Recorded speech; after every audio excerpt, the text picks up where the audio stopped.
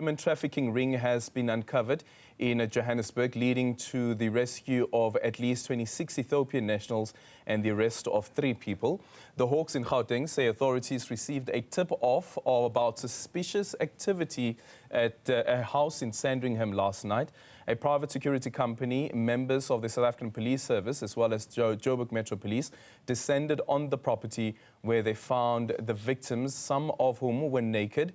Others escaped after breaking a window and a burglar bar, but were picked up shortly afterwards in the area. Let's now get the latest from the Hawks spokesperson, Philani Nkwalase. Philani, a very good morning to you. Thank you so much for making time for us. Just quickly explain to us what happened with this particular incident and also the tip-off that you received. Okay. Thank you so very much. Good morning to you and the viewers, and thank you for the opportunity as well. What happened is that the police, as you've said in your intro, the police received information about the suspicious activities that were happening in the property, and of course the police went to swiftly responded, and upon arrival they found in fact all the people that were in the property naked, and some of them were already outside of that property in and around houses in the area. So those were picked up also by the security as well as the JMPD, and the 15 were found in the house. From the people that were in the house, about 11 were injured because there must have been some activities inside the house that led to them breaking the window and the burglar bars and escaping. So some of them were also injured during that escape, and of course they were taken to hospital for medical attention. And in the process of collecting those that were in and around the vicinity, all of them, as I say, they were naked, and they were taken to that property and processed there. And 3 suspects were then found, and they were allegedly identified as the people that were overseeing the people that were kept against their will in that property. Yep. And those were arrested, and in their possession a firearm was found. They are more likely to appear in court on Monday. The charges that the trio will be facing is that of human trafficking as well as illegal possession of firearm. The rest of the people that were rescued in that property are being processed, and role players that work with the police in human trafficking related incidents will also be roped in this morning. Yeah. What is the nature of the injuries? It's minor injuries, bruises, and we suspect that they might not even be admitted, but there's one who was badly injured. And at this stage, the reason for those injuries is basically the subject of our investigation and the period of their stay in that property. And I think I need to point this out that the language is quite a barrier. As a result, this morning, part of the stakeholders that will be called in is those that would be assisting with interpreting and when the people are being interviewed. Okay. Yep. No, you can go ahead. All right. What I needed to say is that just to sensitize the community in that area, because our preliminary investigation revealed that there may have been more than we have found, because there were 11 at the hospital, 15 in the house. That's a total of 26. And there may have been more. Others may have escaped naked in that area. So if people found people around there naked or trying to find clothing items, they should communicate with the police so that they can be assisted. Yeah. Do you know from that preliminary investigation how these undocumented nationals ended up in the country? Is it clear as yet? No, not at this stage. Well, investigation is ongoing. Perhaps as we go through the weekend and Monday and the court appearance of the trio, some information will be clear to us, and we will issue an update on the state. Okay. What's the nationality of the 3 suspects? They are all Ethiopian, it's suspected. They are all Ethiopian. Okay, then thank you so much for your time. That is the spokesperson there of the Hawks on that update with regards to the story that broke in the previous hour. Our reporter, Ngobile Madlala, is on the ground and she joins us now live from that crime scene. Ngobile, tell us about what you can see and perhaps maybe what you've heard, if anything at all as yet, from some of the people. Like what has been said, Aldrin, we have heard from some of the people that live in this area.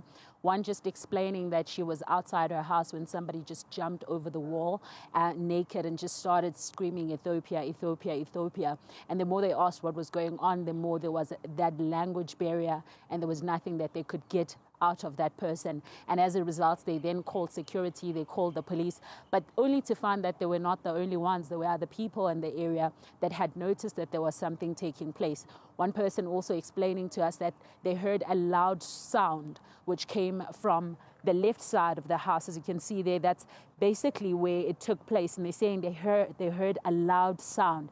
They're saying this is mainly because they then, the person was probably breaking the window, trying to get out. And when they heard the sound, they thought maybe somebody was breaking into their house, but it wasn't necessarily. And when they come out, that's when they started calling the police, saying there is something going on, there's some activity they don't understand. And as a result, then the police were called onto the scene. But whilst the police were coming on the scene, there was CPF as well that was checking what was taking place. You would know that if there are instances like this, then you bring in the CPF as the people that are first responders. And I want to bring in the CPF in this area to speak to us. Daniel, I think the first thing is that I've heard from the people that live in this area is that this is such a quiet neighborhood that they didn't even suspect there was any activity. Now, I imagine your reaction when you found out that there was so much activity in this area. Yeah, no, we were surprised because this house has never been a problem in any manner. But yet you found so many people inside. Take me through what happened yesterday. We got a call from one of the residents stating there's a break-in in progress, an armed robbery. We flew out here, we came and checked. We found chaos when we arrived. Everybody was running. People were naked. To our surprise, we caught a couple of guys in neighbors' yards. We apprehended them, brought them here to the situation, brought them back to the house where SAPs arrived, and then we found out it was human trafficking in progress. And I mean, the neighbors must have been scared. And I'm going to ask you to just move this side quickly. The neighbors must have been scared because of what was taking place here. Yes, the neighbors were totally shocked. I mean, there were 20 people running around in the street naked. Anybody's going to be scared. I mean, we laugh about it because, you know, a situation like this is not one that you would encounter every day. But can you, as CPF, tell me, is this something usual, or are you seeing any patterns to what is taking place? No, there seems to be a pattern that's busy building because this is now the second house in our area that has been identified as a human trafficking house. And I understand in the first one you found over 90 people, and in this one, how many did you find? Well, we found 26 here, but we were told there have been 64 people in the house at one time before they started running away from the house. And I can imagine you probably want to have then engagements in terms of ensuring that there's more security in the area. Take me through those thoughts, especially with the people that are nervous with what has taken place here. Yeah, well, we have a community network, WhatsApp group from the CPF, and we use that for the security of our community. So that's how we work from. And security services from the ADT and ZSS work very closely with us in aspect with the community security. So, yeah. Thank you very much, Daniel. Aldrin, Daniel is CPF, Daniel Ventor. He's CPF in this area, chairperson of the CPF that is, and he is one of the people that were on the scene from the beginning. And of course, this speaks to the issues that the community faces, especially around human trafficking. He's saying this is not the first time in the neighborhood, because there was that, you'll remember in August, when they were found to be Ethiopian nationals also were found, over 90 of them, and he was one of the people on that scene. And he says there was just chaos here. And as you can see, none of them suspected this house has ever been a house that can be used for human trafficking. And they're saying that they obviously are concerned about the safety. The neighbors are concerned about the safety. They're just going to make sure that there's more safety within the area, just to ensure that people feel more calm. I can tell you from the time we have come here, so many cars have come in to look and to check what was taking place. This is mainly people are still very much shocked. Others that we spoke to were in the brink of tears because of what they heard, the fear that they had. Some are explaining that it was just waves of people that were jumping over into their yard, and all of these men were said to be naked. And so that brought up a lot of fear for the community, a lot of fear for the people that own the houses. But of course, we will try and get them to speak to us. Not a lot of them wants to come on camera, Aldrin, and I'm sure you can understand. Yeah, I totally understand that.